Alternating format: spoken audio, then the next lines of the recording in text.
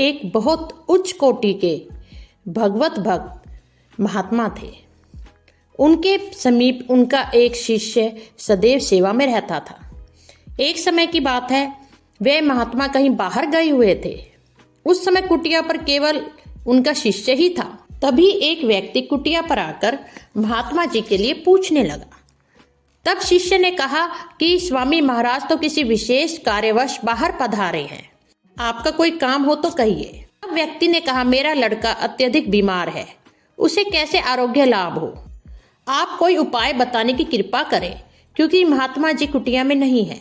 शिष्य ने उत्तर दिया, बहुत ही सरल उपाय है, राम नाम को 3 बार लिख ले और उसे धोकर पिला दे, बस इसी से उसे आराम मिल जाएगा।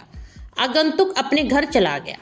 दूसरे दिन वह व्यक्ति बड़ी प्रसन्न मुद्रा से महात्मा जी की कुटिया पर आया। उस समय महात्मा जी अपनी पूजा में मगन थे। तब उस व्यक्ति ने बहुत ही विनम्र शब्दों से हाथ जोड़कर निवेदन किया, स्वामी जी, आपके शिष्य तो सिद्ध पुरुष हैं। कल की बात है, मैं यहाँ आया था, उस समय आप कहीं बाहर पधारे हुए थे। केवल ये शिष्य ही थे जिन्होंने आपकी अनुपस्थिति में मेरे प्रिय पुत्र की रोग निवृत्ति के लिए उपाय बताया था, और मैंने वह उपाय किया जिससे मेरा पुत्र बिल्कुल ठीक हो गया, जैसे कोई उसे रोग था ही नहीं। यह प्रयोग करते के साथ लड़का तुरंत उठ बैठा।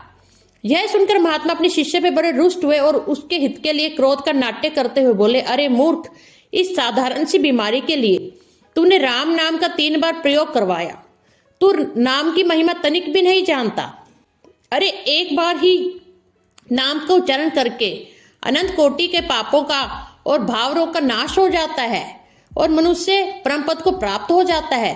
तो इस आश्रम में रहने योग्य नहीं, अतः जहां तेरी इच्छा हो चला जा। इस पर शिष्य की आंखों में आंसू आ गए। उसने अपने गुरुदेव से बहुत अनुनय विनय की, इसलिए गुरुदेव ने उसे क्षमा कर दिया। इसके पश्चात महात्मा जी ने चमचम करता हुआ एक सुंदर चमकीला पत्थर कहीं से निकाला और उसे उस शिष्य के हाथ में देकर कहा, तू शहर में जाकर इसकी कीमत करा ले। सावधान, इसे किसी भी कीमत पर बेचना नहीं है, केवल इसकी कीमत भर अकवानी है। कौन क्या कीमत आंकता है, इसे लिखकर लौट के आना। शिष्य उसे लेकर बाजार चल दिया। सबसे पहले एक साग बेचने वाली मालिन मिली।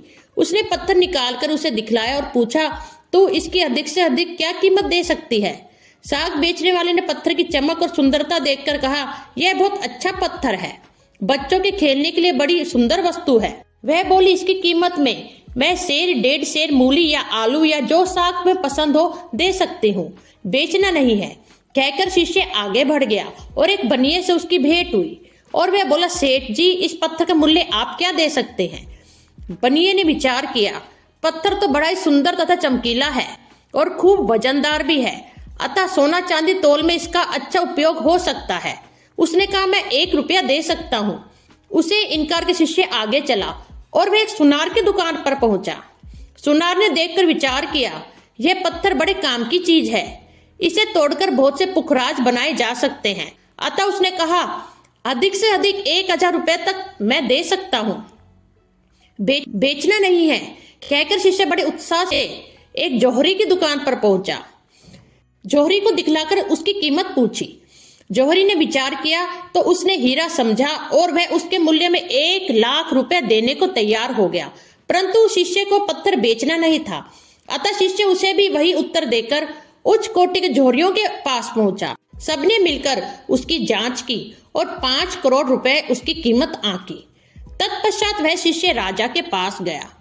राजा साहब ने शिष्य को बड़े आदर से बिठलाया और मुख्य बड़े सभी जौहरियों को बुलाकर उस रत्न का मूल्य आंकने के लिए कहा। सब ने विचार विमर्श के साथ आश्चर्य प्रकट करते हुए कहा, महाराज, हमने तो ऐसा रत्न कभी देखा ही नहीं, इसलिए इसकी कीमत आंकना हम लोगों की बुद्धि के परे की बात है। हमें ऐसा प्रतीत होता है कि यदि आप अपने संपूर्ण राज्य भी दे दें, वह भी इसके मूल्य में पर्याप्त नहीं। महाराज ने शिष्य से कहा, ऐसा अनुपम रत्न तुम्हें कैसे मिला? शिष्य ने उत्तर देते हुए कहा, अरे इसे मेरे गुरुदेव जी ने मुझे देकर केवल मूल्य अकवाने के लिए भेजा है, पर इसे बेचने की आज्ञा नहीं है।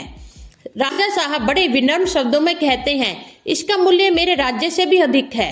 यदि तुम्हारे गुरुजी से बेचना चाहे तो इसके बदले अपना सारा राज्य मैं सहर्ष दे सकता हूँ। तुम अपने पूज्य स्वामी जी से पूछ लेना। अतः सबने बड़े आदर सत्कार के साथ उस शिष्य को वहां से विदा किया। शिष्य ने महात्मा जी के पास लौटकर सारी कहानी उन्हें सुना दी और अंत में कहा, गुरुदेव मेरी तुच्छ सम्मति तो यह है कि जब राजा साहब इसके मूल्य में अपना सारा राज्य ही दे रहे हैं तब तो इसे बेच ही डालना चाहिए। महात्मा जी बोले, इसके मूल्य में राज्य भी कोई वस्तु नहीं, अभी तक इसके अनुरूप इसकी कीमत नहीं आंकी गई। शिष्य आश्चर्य प्रकट करते हुए कहता है, राज्य से बढ़कर और कीमत हो ही क्या सकती है गुरुदेव। महात्मा जी ने कहा, तुम मुझे लोहे की कोई बनी वस्तु दे सकते हो। तब शिष्य ने गुरुदेव को तवा, चिमटा आदि लोहे के पर्याप्त बर्तन दे दिए। महात्मा जी ने कहा, हाँ ये बर्तन ले आओ। महात्मा जी ने ज्यों ही उनसे पत्थर का स्पर्श कराया त्यों ही वे सारे लोह पात्र देखते ही देखते शुद्ध सोने के बन गए। यह देखकर शिष्य को बड़ा आश्चर्य हुआ। उसने चकित होकर पूछा, यह तो बड़ी विलक्षण वस्तु है, यह क्या है गुरुदेव। महात्मा जी ने उत्तर दिया, यह वह पारस पत्थर है जिसके स्पर्श मात्र से लोहा सोना बन जाया करता है। भला अब तू बता कि इसकी कीमत कितनी होनी चाहिए। शिष्य बोला, संसार में अधिक से अधिक कीमत सोने की ठहराई जाती है और वह कीमत उससे उत्पन्न होती है, फिर इसका मूल्य कैसे आंका जाए। महात्मा जी ने समझाते हुए कहा, भगवान नाम का मूल्य तो इससे भी बढ़कर है, क्योंकि यह पारस तो जड़ पदार्थ है। अतः किसी भी सांसारिक पदार्थ के साथ भगवान के नाम की तुलना करना सर्वथा अनुचित है। इसकी तुलना करने वाला पारस को शेर 1.5 शेर मूली आलू के शाक में बेचने की मूर्खता करने वालों से कम मूर्ख नहीं। जिस प्रकार पारस को न पहचानने वाला व्यक्ति उससे तुच्छ पदार्थ लेकर सदा कंगाल बना रहता है, उसी प्रकार राम नाम के महत्व को न जानने वाला भी प्रेम और भक्ति की दृष्टि सदैव दरिद्र ही रहता है। तू भगवान नाम के प्रभाव तत्व रहस्य को नहीं जानता, इसलिए एक साधारण से रोग के लिए तूने राम नाम का 3 बार प्रयोग करवाया। जिस नाम के प्रभाव से भयंकर भवरोग मिट जाते हैं, उसे मामूली रोग नाश के लिए उपयोग में लाना सर्वथा अज्ञानता है। तेरी इस अज्ञानता को मिटाने के लिए ही मैंने यह पारस पत्थर तुझे दिया था। यह सुनकर शिष्य भगवान नाम का प्रभाव समझ गया और अपनी भूल के लिए बार बार क्षमा याचना करने लगा।